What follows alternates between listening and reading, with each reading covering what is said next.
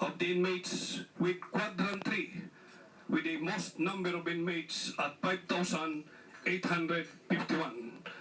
Building 14 houses, 38 inmates.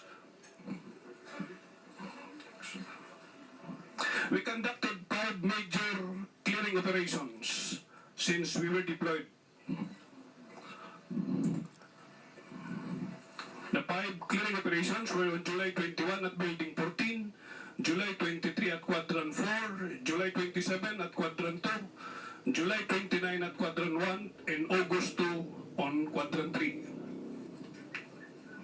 The sub-troopers entering the maximum during our clearing operations, assisted by the K9 dogs. Prisoners were accounted, the sub-way of accounting prisoners. As shown are the inmates being accounted individually by the troops. The dogs of PDEA assisting us in inspecting the contrabands. As you can see, one of the dogs. Next, please. So the contraband recovered during the clearing operations, and the money amounting to almost 3 million pesos. The recovered contraband and other contrabands being inspected. After the operation, we also inspect our personnel as part of our SOP. Also conducted 18 focus clearing operation. When we say focus operation, intel-based operation.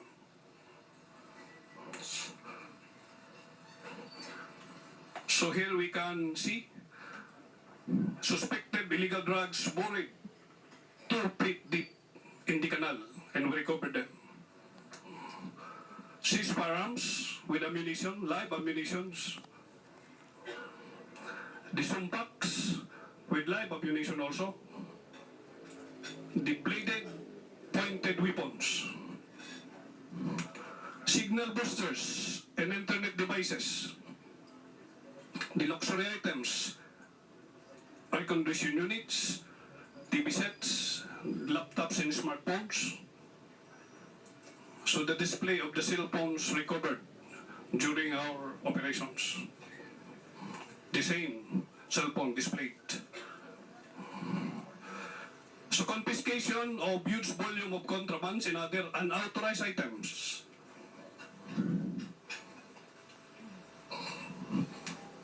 So the Taliban, as of September 19, 2016, for the illegal drugs, and estimated in grams, the marijuana and other paraphernalia.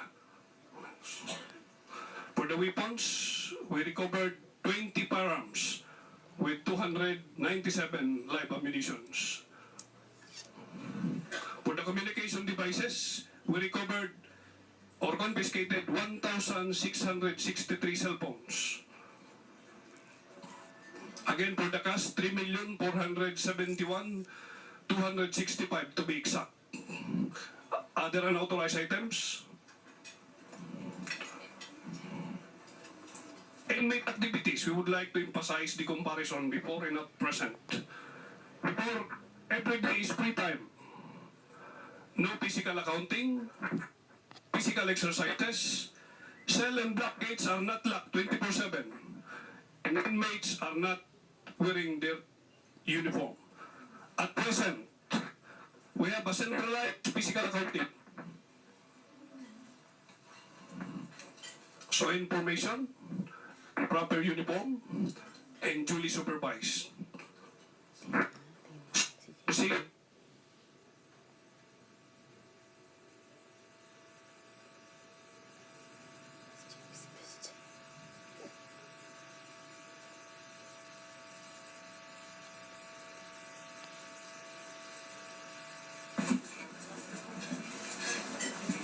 formation time is at 6 a.m.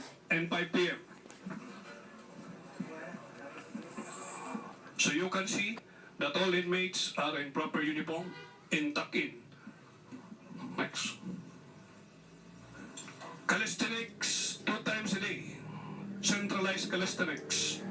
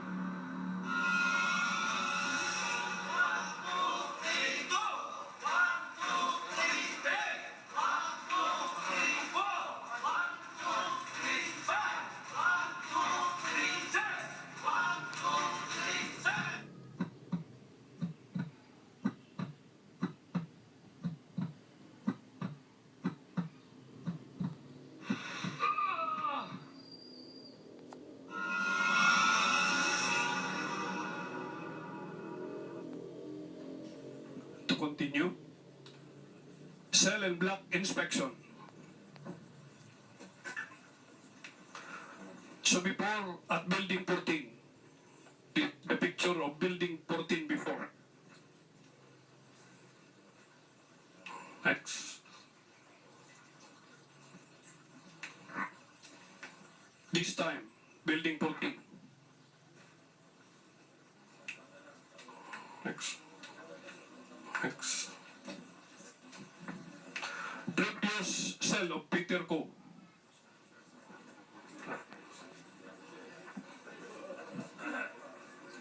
The bathroom.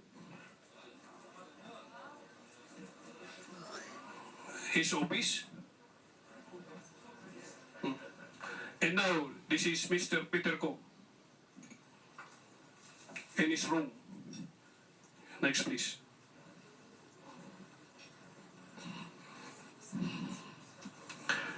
We have seen this presentation before of J.B. Sebastian. So what we will be showing is his room now. This is J.B. Sebastian in his room. Next, please. And Mr. Benjamin Marcelo. So cell and block gates are opened on schedule and mandatory wearing of inmate uniform. For the inmate visitors, before visitors are allowed inside inmate cells, visiting area is used for parties and prolonged visiting hours from 8 a.m. to 3 p.m. 5 times a week. And visitors not in the authorized list are even allowed to visit the inmates. But this time, this is the visiting area.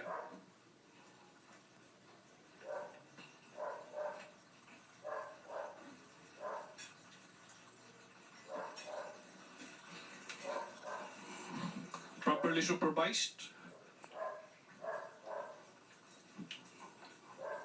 Okay, next please. So no more parties in the visiting area. 45 minutes per inmate, only twice a week.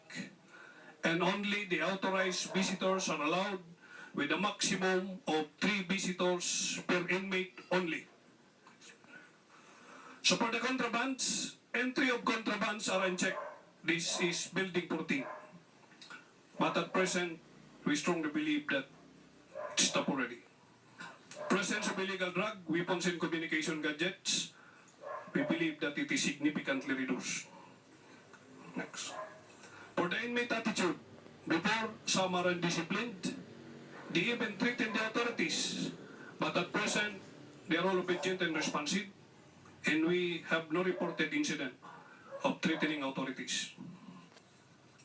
For the inmate activities at the maximum security camp, before physical exercises are taken for granted, the improper wearing uniform and sporting long hair and unshaved, and no identification card. This time, physical exercises is seriously observed.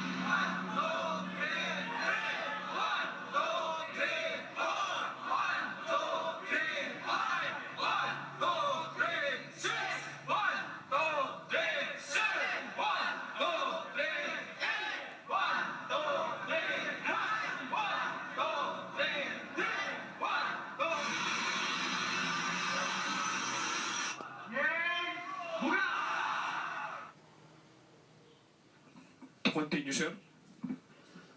Also, it is mandatory for the wearing of identification card. Next, please. So, proper wearing of uniform with neat haircut and properly shaved. So, as we can see, all inmates, they have to look like this one. Next, please. Next, please. For the Kumul, Before, kubol exist inside NBP, hospital, and in dormitories. But this time, no more kubols.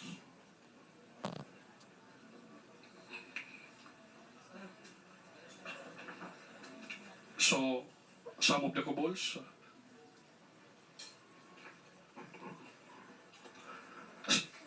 so all dormitories are now are for common use of all inmates. For the VIP treatment for some inmates before, now all treatment equal for all inmates. Contrabands in maximum security camp. Before, concealed contrabands are overlooked during inspection. But this time, we conduct a very thorough inspection. Before, also the undiscovered contrabands during major clearing operations. At present, discovered through relentless and focused intel-based clearing operations. So this is how inmates hide their contrabands. Hidden in a cabinet wall, please. Hidden in a stacks of soda cases, hidden in external wall, hidden below seats, hidden in ceiling trusses, curtain holder,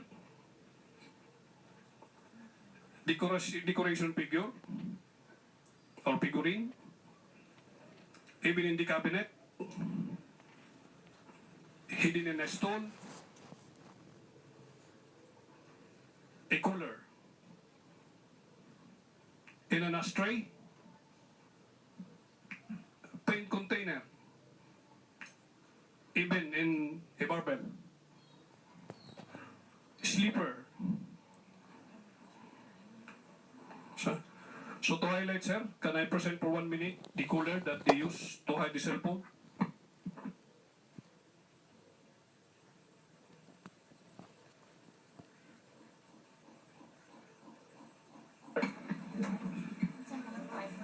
Nothing different from the cooler that we use every day. But if you have to scrutinize this, you can see a lot of cell phones and even knives inside. This is how they do it inside.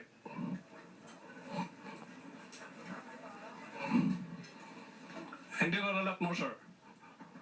Continue.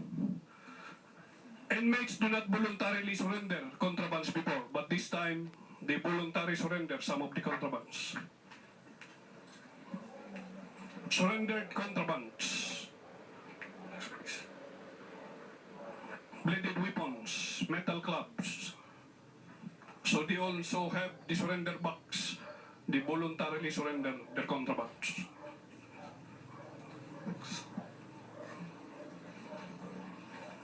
So for the inmate visitors, before visiting or visitors cooking is handled by gang leader's wife, exposed to the elements, meaning the rain or the sun. No priority lane for elderly pregnant or with disabilities. But this time, we do it on the first come, first served basis. So it is being assisted and supervised by SAP. So accommodated and secured inside a shaded and gated compound. So this is before. Inmate visitors aligning at sunken garden. But this time, under shaded area, organized and supervised. So also, we prioritize people with disabilities, pregnant or elderly. What we have done so far also, caused the filing of criminal file inside the penitentiary. We also caused the filing of the administrative case against inmates for possession of other contrabands. For the ways forward, computerized inmate profile and biometrics for proper accounting and documentations, the creation of technical working group to craft an IRR to the Bucor Operations Manual, and the total stoppage of all illegal activities in BP once and for all. And also, sa tour of duty in NBP to end with our objectives attained. So that's all. Thank you very much, and may the force be with us all.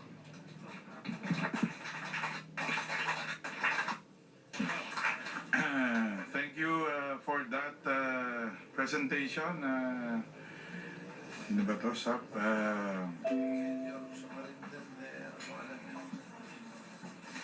Lusad, Superintendent Lusad.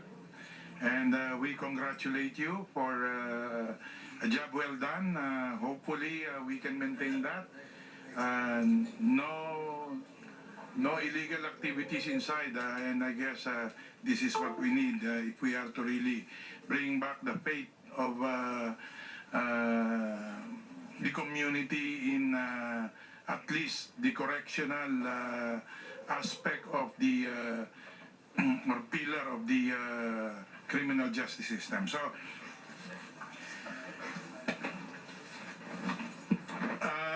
just before we proceed with the witnesses,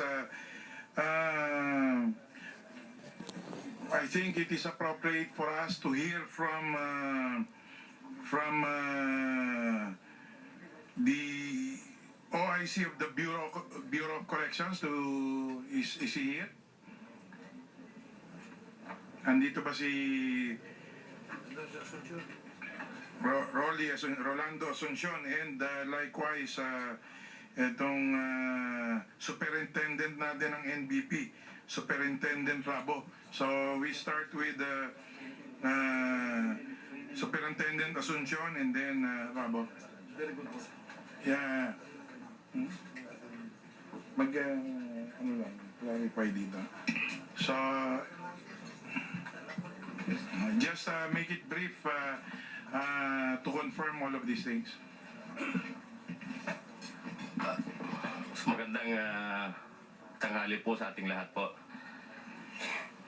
2 buwan mula nang ako ay itinalaga na officer in charge ng Bureau of Correction ni Secretary Vitaliano Aguirre noong July 19, 2016. Ako ay nabigyan ngayon ng pribilehiyo na maging bahagi ng committee hearing na ito para sa pagbalangkas ng dahilan kung bakit lumaganap ang illegal na droga sa New Bilibid Prison. Yung mga ibang nakita nyo ngayon ay kanina sa mga video, hindi ko na po uulitin. Ang una ko lang pong babanggitin ay ang pangunahing dahilan kung bakit lumaganap ang kalakalan ng illegal drugs sa New Bilibid Prison at ang 6 pang operating prison and penal farms nito sa buong bansa ay dahil sa paglaki ng bilang ng mga nakakulong na ang kaso ay pagtutulak ng droga o ang pag-iingat ng droga sa malakihang halaga. Sa ngayon ay may 6,145 na inmates na may kaso na illegal drugs related. Out of the 24,060 inmates na ng New Bilibid Prison. Ito po ay 26% sa buong inmate population po ng New Bilibid Prison. So, ang laki ho ng tsansa na itong mga inmates na to na malalaking mag-operate nung nasa labas pa ho sila ay nagpapatuloy ho sa operasyon sa New Bilibid Prison. Pero just to butt in, sa ngayon ba ay nangyayari pa yan? Nakaka-operate pa sila given all of these actions taken by DOJ, including the SAP intervention na rin? Ang huling nakita ko pong mga dokumento na magpapatunay na kung sila ay nag-ooperate pa ay yung rate po ng May 25, 2016 kung saan nakuhanan ng isang cellphone si Peter ko. At dito ho sa laman ng mga cellphone na ito ay doon ko ho nakita yung grabe ho ng operation na illegal drugs sa loob ng Bilibid Prison. Sa ngayon po, dahil nawala na ho yung mga karamihan ng mga cellphones, hindi ko sinasabing walang-wala na ho ang cellphone sa loob, nawala na ho yung kanilang gamit na cellphones at saka mga boosters, signal boosters po, ay malaki na po ang kabawasan ng transaction ng illegal drugs po sa New Bilibid Prison. Pero sa yung tingin na may nangyayari pa rin. Meron pa po nangyayari sa tingin ko po. I just wanna ask, kasi these are convicted felons, and therefore their civil rights are suspended. Di ba natin pwede i-wiretap to? Yung mga nasa Bilibid prison, wala naman tayong violation dyan dahil kung para malaman natin kung ito'y nangyayari pa rin. Pwede ho siguro with the help of the law enforcement agency, sir. Kasi po ang Bucor ay wala hong kakayanan ho sa pagwawartap. Okay, so anyway, these are one of the things that we would like to consider also. Through an administrative fiat, this can be done. Yes, sir. And we are not violating any laws for doing so. Tama ba yun? Actually, Mr. Chair, pag wiretapping po ay bawal pa rin hanggang ngayon. Yun po ay violation ng yung Republic Act 4200, yung Anti-Wiretapping Act. That's why during the Senate deliberation, we proposed that another exception be added to the exception sa 4200. Yan nga po yung pag-wiretap ng mga people under detention. Sapagkat talaga namang sila'y walang karapatang gumamit ng cellphone or kung anumang communication devices, kaya siguro talagang dapat lamang na talagang i-wiretap natin itong mga ito. Sapagkat sinasabi ko nung unang-una pa, without the cellphone, totally patay ang drug trade sa Bilibid. That's why ganun lamang po ang pangangailangan ng mga inmates, mga high-profile inmates lalo na, ng cellphone. At makikita ninyo doon sa presentation ng SAP, mahigit na ng 2,000 cellphone na nakuha nila. Pero mayroon pa rin silang napagtago at mayroon pa sigurong nagsusupply sa kanila. Actually, mga 3 weeks ago, ay mayroong nahuli ang SAP. Nagagalugad sila, nag-search sila sa hospital. At nakita nila doon isang kwarto ng isang doktor, isang cabinet may nakatago na 60,000 pesos plus 1 cellphone. Kaya doon sa question na meron pa bang nakakaligtas sa nakapag-operate? Yes. Meron pa po. Sapagkat maraming tumatawag sa akin sa media, nagsasabi sa akin, Secretary, mayroon pa pong mga cellphone sa loob ng Bilibid. Kaya kapag kausap ko kagabi, yan ang totoo, talagang meron pa. Makikita ninyo yung sa how ingenious they in hiding the cellphone. Yung iba nasa ilalim ng lupa. Yung iba, hindi mo kalain, nasa bangko lang pala o nasa ashtray. Pero naitatago nila. Talagang magaling sila. Talagang magaling. Ngayon, isa lamang po ang dapat solusyon natin dyan. Sapagkat noong nag-umpisa kami ng campaign dyan sa Bucor, sinasabi kong 75% ng drug trades throughout the Philippines ay niluluto dyan sa Bilibid. Kaya bilyon, hindi lang milyon ang kinikita ng mga drug lords na yan. Bilyon. At yan po, sana, kung may makakatulong sa atin, na pag may nakakuha tayo ng mga accounts ng mga drug lords na yan at ihingi natin ng tulong sa AMLA, ay palagay ko ilalabas yung laki ng perang yan. So, taga-appeal din po ako na kung may paisa-isa, hanggat may isang cellphone na natitira dyan sa loob ng Bilibid na yan, tuloy ang drug trade. Kaya ang solusyon dyan ay lagyan natin ng jammer. Meron pong jammer ngayon ng New Bilibid. Siguro marami silang jammer. Pero yung improvise lamang ba? Yung ina-assemble lamang nila. Kaya pag ang telepono mo ay G3 na or LTE, hindi na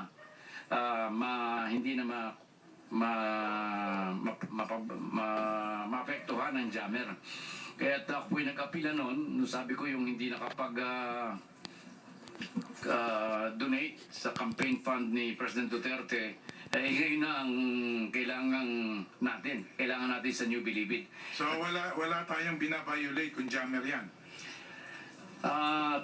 Depende po sa jammer. Kung ang jammer ay yung may intercept, yung tinatawag na pati yung mga pag-uusap na gano'n, na kinuhan lamang natin, pinarada natin lamang doon sa Building 14, nakasense na kagad siya na may gumagamit na internet at saka cellphone. Alam po ninyo, nahuli natin yung dalawang cellphone. Mr. Chair. Thank you. 3 o'clock in the morning.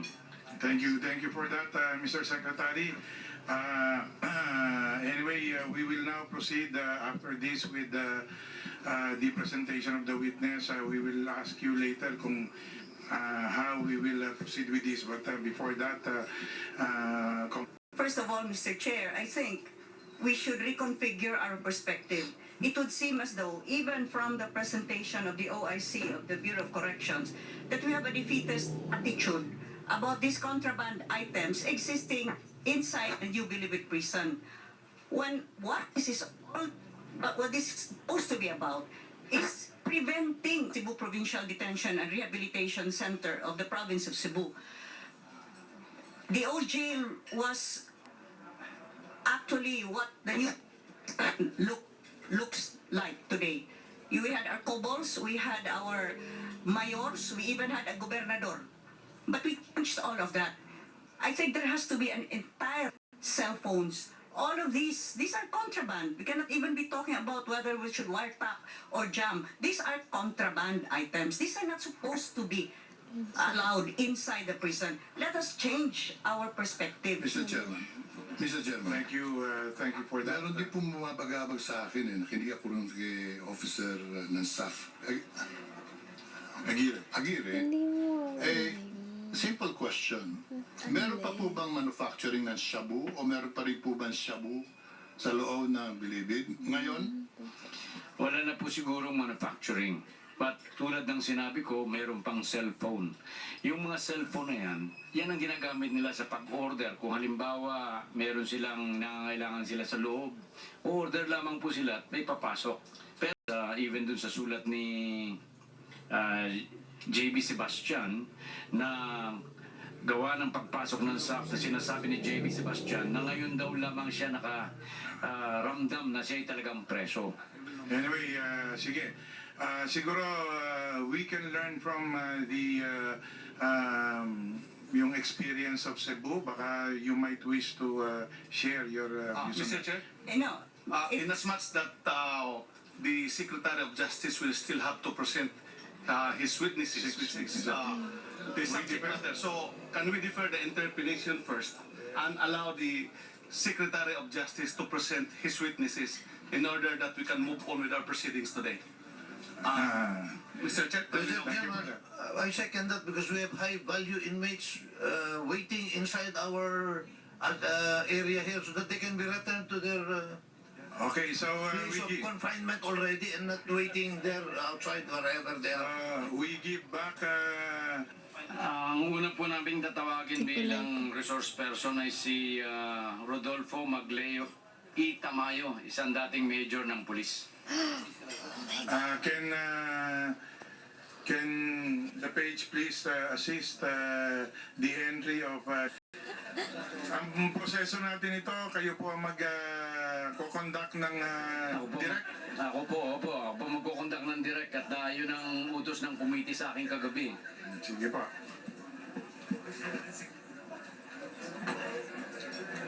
Stay across the Secretary of Justice para hindi naman sila magkatabi. Okay. Pwedeng bigyan nyo ng konting Ng space spasyo, dyan. spasyo. Para... So yan, doon para naman po... Baka magbulungan.